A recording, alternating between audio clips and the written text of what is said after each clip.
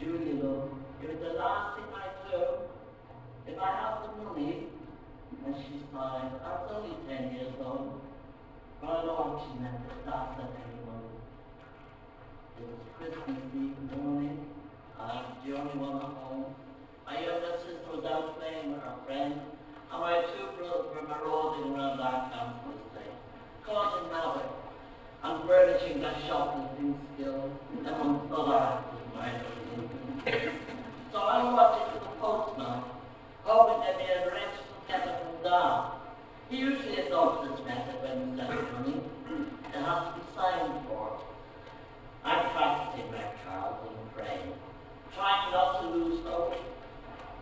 came in the morning post, and the midday postman also passed us by, whistling happily, totally unaware of the hopes and dreams being squashed so ruthlessly. 3 well-dressed called the door, rattling a collection tin. We're collecting money for the children in Africa, they told me. Well, she said, I think it would answer you better if you're collecting money for the kids in Dublin. They are my Africa. And she said them on the way, slamming the door on her face. It's 3 o'clock now. I return to my singing and praying. Mom tells me to shut up. All I'm singing and praying is no point. The Lord is not listening. There is no God. I usually like to hear me sing. She says herself she can't sing for love. Robert, you're upset now. So Mom was a slice of toast for me. I can't see. Don't fret, love, says Mom. Maybe next year. And a huge sigh rises from my deep heart. Oh, I push back my tears, and then a miracle happened. I've been praying for. Another person is coming down the road. He hesitates outside our house, and then walks up the path and knocks at the door. I yell, "Mark, the postman!" She nearly falls over and her head opens the door. "Good afternoon, Mrs. Monahan," says the postman. "I'm ready here, dear. Just sign here." He hands her the envelope. His beaming smile reflecting her as she signs the receipt. "On the blessings of God on you," she says to him. "Have a happy and holy Christmas." And she almost kisses him kisses the surprised postman in her gratitude. She tears open the envelope. It contains 4 pound notes and a letter. She stuck the envelope across the 3 later. Her brown eyes danced with excitement. "Sure, your father's not all bad now, is he?" she said, without much conviction. "We're living in her on the bus to North Street Market in Dublin. Luckily, it's still open for business, but the stall holders are selling things at half price or less by now. I'm only interested to see if the little draper shop is still open, where now often finds our new thing. It is open. We go in, and there is a red leather almost fits me. Bit too big. Mom has outgrown into it, but it's lovely. She also buys me knee-length coats. It's soft and white as the snow now beginning to fall. Everything was possible now. Fruits and vegetables of all descriptions now are still away pricing from the stall holders. And from the butchers, it's just about to close the holiday turkey, the first one we ever had. And on the bakers, the Christmas cake of icing. From the toy shop, cat guns, and horses for my brothers. And a doll that said Mama to my sister. And for me, the book I've always wanted, Alice the Wonderland. For it was a Wonderland now, as we carried our heavy shopping back and joined the bus queue. And while we waited, the group of cow singers sang lustily. I felt blessed, gasping in awe at the coloured fairy lights decorating the trees down O'Connell Street, now trimmed with snow. My heart was almost bursting with joy as I heard the voices of the carol singers ringing out, "Angels we have heard on high, glory with shelter there." On the bus now, Ma, her eyes brimming with tears, blesses herself, murmuring a prayer of thanks to God. She turns to me, "Didn't I always tell you there was a God? Happy Christmas, love. I'm sorry for telling off your soon. Should he sing like an angel?" And she starts humming softly in her cracked tuneless voice. "Glory in the shelter there."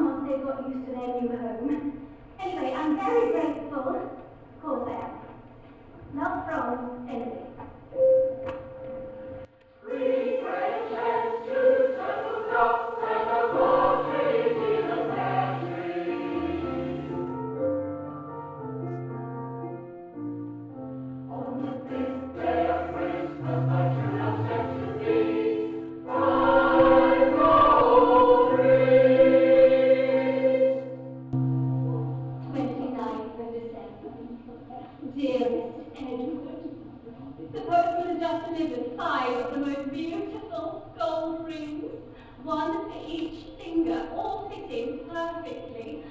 A really lovely present. Lovelier, in a way, than the birds, which do take rather a lot of looking after. The boys arrived yesterday are still making a terrible row. I'm afraid none of us got much sleep last night. Mummy says she wants to use the rings to ruin me for their necks. I think she's only joking. I think. Well, you know what she means. But I love the rings. The next few. Emily.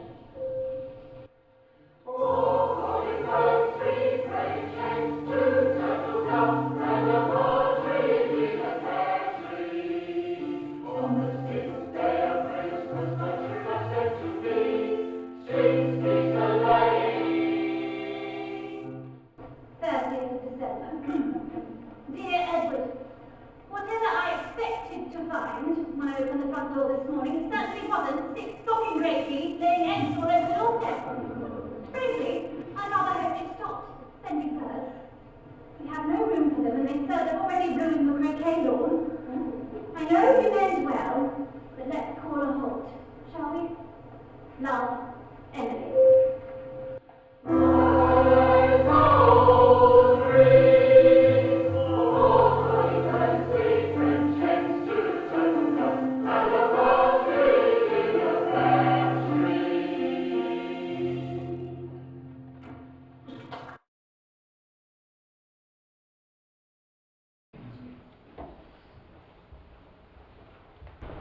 He was her man. She was his wife. And late one winter night, he knelt by her as she gave birth. But the child wasn't his child. Yet he took him as his own, and as he watched him grow, the child brought him much joy. He loved that boy, even though he wasn't his own child. Like a father, he was strong and kind and good. I believe he did his best. It wasn't easy for him, but he did all he could. His son was different from the rest, and the boy wasn't his child. He wasn't his child. When the boy became a man, he took his father's hand, and soon the world would know why the man wasn't his child. He wasn't his child. The man, like his father, he was strong and kind and good. I believe he did his best. It wasn't easy for him, but he did all he could. He grew up with his hands in wood, and he died with his hands in wood. He was God's child. He was God's child. He was her man. She was his wife. And late one winter night, he knelt by her as she gave birth. But the child wasn't his child. The child was God's child.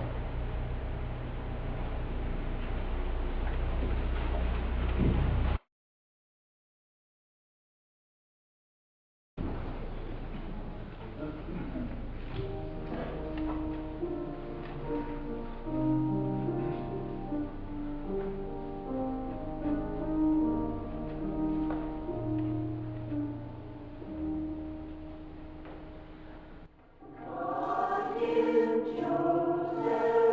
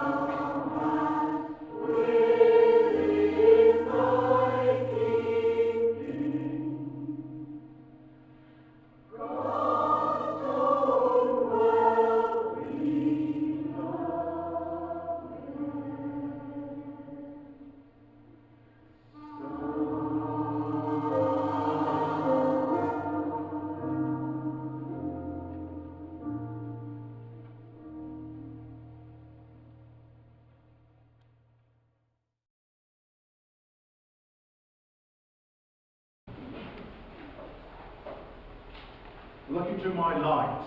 My memory buds with a song of sunlight, a stretching of roots, a shoot-tip sigh as I part the earth and sky.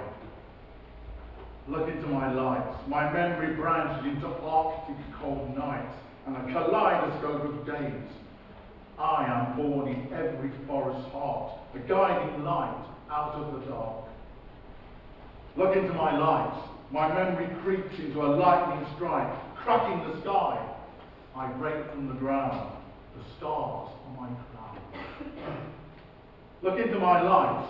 My sap of memory rings with a grandma by candlelight, slipping chestnuts into stockings as children nest in my scent with dreams full of presents.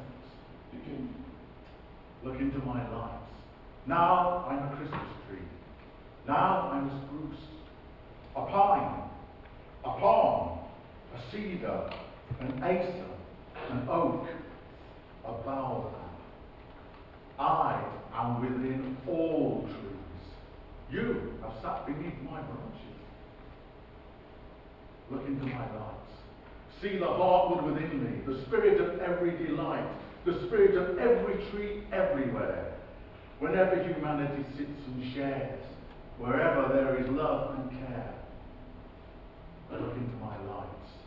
See me there.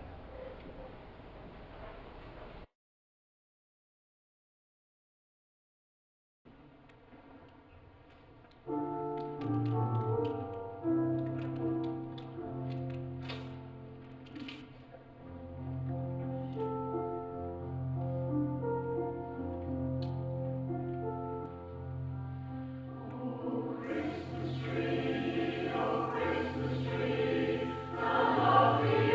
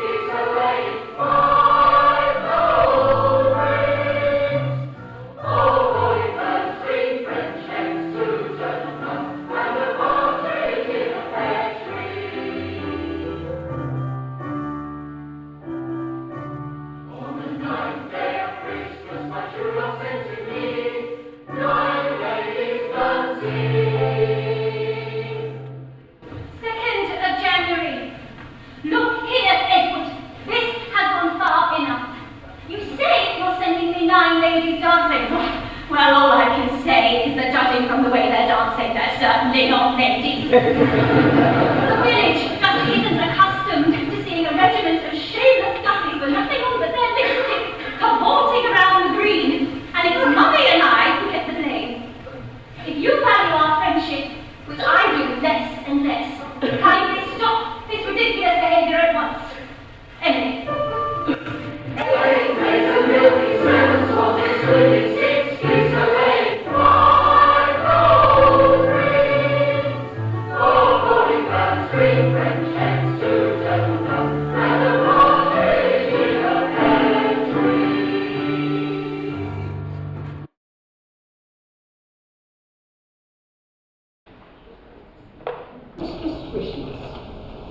Wishes and dreams at Christmas time. Love and joy abounds. Laughter, fun, music and rhyme mingled together. Wonderful sounds. Turkey and trimmings, puddings and pies. Presents wrapped, whatever the size. Decorations done, tree decked with lights. Creating a picture, beautiful sight. All that's left, question you hear. Will it be a white Christmas this year?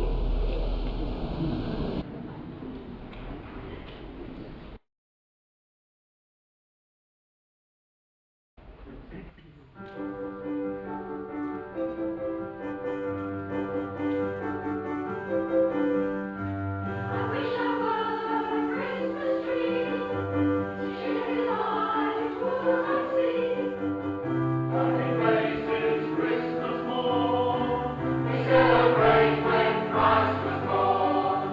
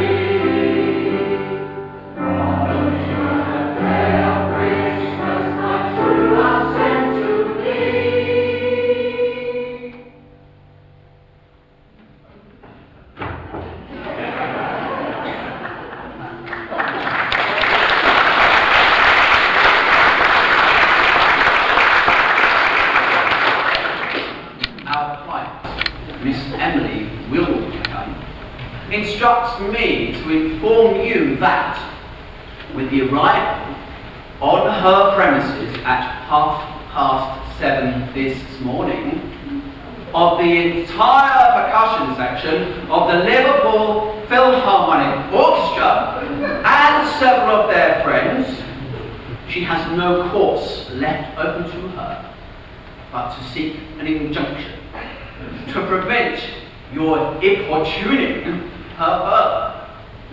I am making arrangements for the return of a much assorted livestock.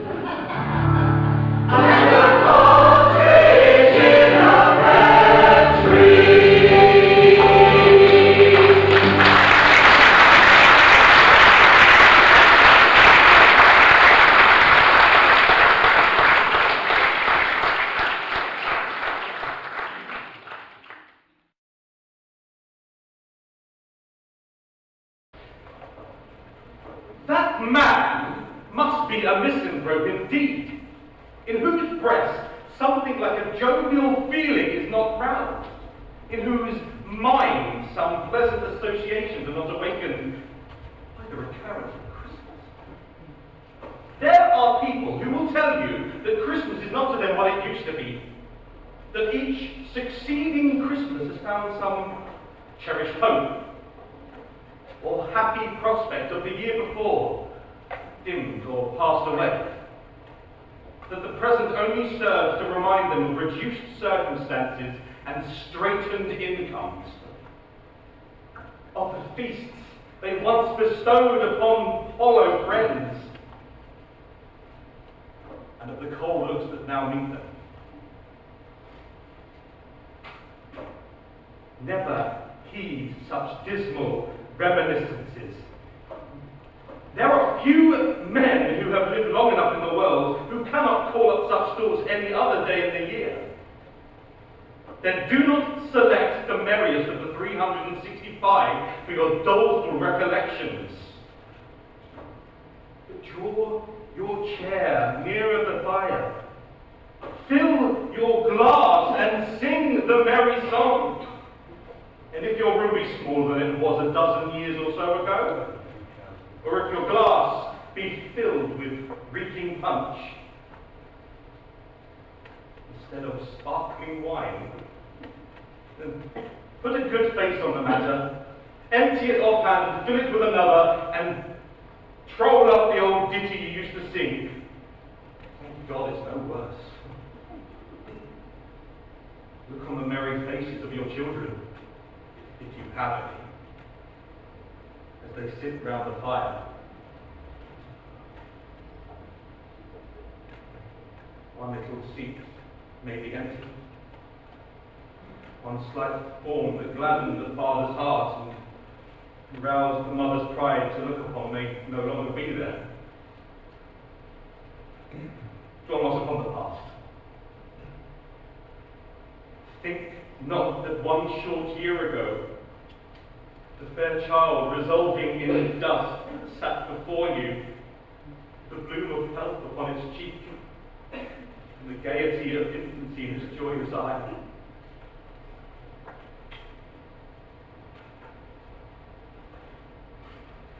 Reflect upon your present blessings, of which every man has many, not on your past misfortunes, of which every man has some. Fill your glass again with a merry face and a contented heart. Our life on it, that your Christmas shall be merry, and your new year a happy one.